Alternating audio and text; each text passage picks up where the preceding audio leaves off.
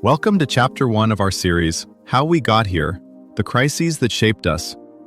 In this episode, titled 1929 and 2008, When Markets Collapse, we're going to explore the causes behind two of the most significant financial crises in history. So, grab your favorite beverage and let's dive in. Traders once jumped from windows as stocks crashed. 8 decades later, bankers flew private jets to plead for rescue in Washington. Same basic problem, wildly different responses. How did two market collapses, born from similar excess, send the world down such different paths? In 1929, banks were small-town fixtures that knew your face and your family. By 2008, they were global labyrinths moving billions at the click of a mouse. That shift in scale and speed is where our story really tightens. The question isn't just why markets fell, that happened in both eras, but why the fall tore the world apart in the 1930s and merely froze it in 2008. To see that, we have to follow the money's plumbing, how mortgages in Cleveland became toxic bonds in London, how margin loans in New York once toppled factories in Detroit. Think less about stock tickers and more about who gets paid on Friday. When those paydays look uncertain, governments face a brutal choice. Step in and risk moral hazard, or step back and risk mass unemployment. The way they answered that question in each crisis shaped the century that followed. By 1929, the U.S. economy was already wobbling. Farm incomes were weak, wages lagged behind soaring profits, and production outpaced what people could actually buy.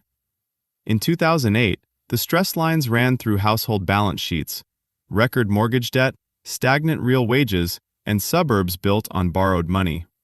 Underneath the booms, both eras shared a quiet vulnerability. Growth depended on ever-rising asset prices to paper over deeper imbalances, like using extra frosting to hide a cake that keeps sinking in the middle. When the icing cracked, the structural sag finally showed. Start with the speed of the fall. In October 1929, prices plunged hard, then kept grinding down for years. In 2008, the real panic concentrated into a few terrifying weeks. Bear Stearns in March, Lehman Brothers in September, then a rush of emergency meetings that felt more like crisis surgery than ordinary policymaking. What turned heavy losses into a full-scale breakdown in the early 1930s was the chain reaction inside the banks. As loans went bad and stock collateral shrank, people worried their deposits weren't safe. Between 1930 and 1933, thousands of U.S. banks failed. Each failure wiped out savings, crushed local credit, and forced families and firms to slash spending at the same time. The central bank mostly stood back, even raising interest rates in 1931 to defend the dollar's gold value, sacrificing jobs to keep metal flowing into its vaults. International rules amplified the damage. Under the gold standard, countries felt compelled to match each other's austerity to keep their currencies fixed. When the U.S. tightened, others followed. Trade fell by roughly 2/3 between 1929 and 1934, not just because demand collapsed, but because governments threw up tariffs and quotas to protect domestic producers, choking off recovery abroad. Fast forward to 2008, and the shape of the network is different. Instead of thousands of small banks failing one by one, a few gigantic institutions sat at the center, linked by short-term funding markets. The most fragile link was the shadow banking system: investment banks, money market funds, and off-balance sheet vehicles that looked safe until lenders refused to roll over overnight loans. This time, central banks flooded those links with cash.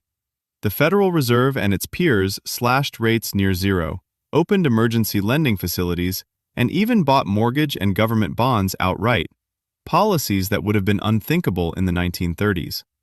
Governments guaranteed deposits, injected capital into big banks, and, in Europe, sometimes nationalized them. Those moves didn't prevent a brutal recession, but they changed the shape of the disaster. Fewer outright bank runs, more silent damage in the form of foreclosures, long-term unemployment, and blown-out public debt ratios that would define politics for the next decade.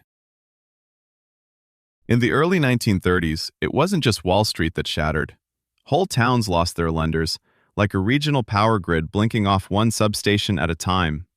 When the local bank died, the car dealer couldn't finance inventory, the hardware store couldn't extend credit to farmers, and the factory couldn't roll short-term loans to meet payroll.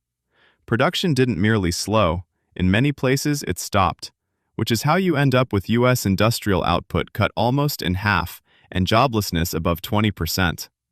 In 2008, the chain looked different. Think of a hospital where the ICU is failing, not the small clinics. AIG's collapse threatened insurance on trillions in trades. Money market funds breaking the buck endangered corporate cash for day-to-day bills. When those big nodes froze, firms hoarded cash, delayed hiring, and shelved investment. That helps explain why global equity values plunged by tens of trillions, and why, even after banks were backstopped, U.S. unemployment still climbed into double digits and stayed painfully high for years.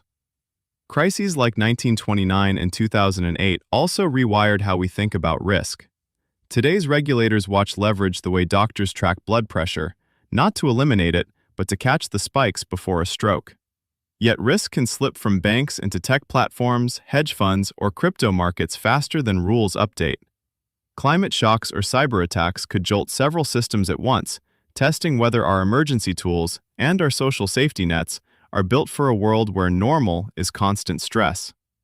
We're left with an uncomfortable question, not will markets crash again, but what breaks next time?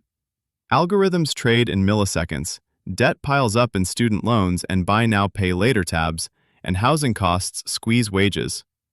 Your challenge this week, when you see a boom headline, ask what would happen if its fuel suddenly vanished. This was Owl Up, your daily step forward. To keep learning with structured courses and more insights, go to owlup.co. Until tomorrow!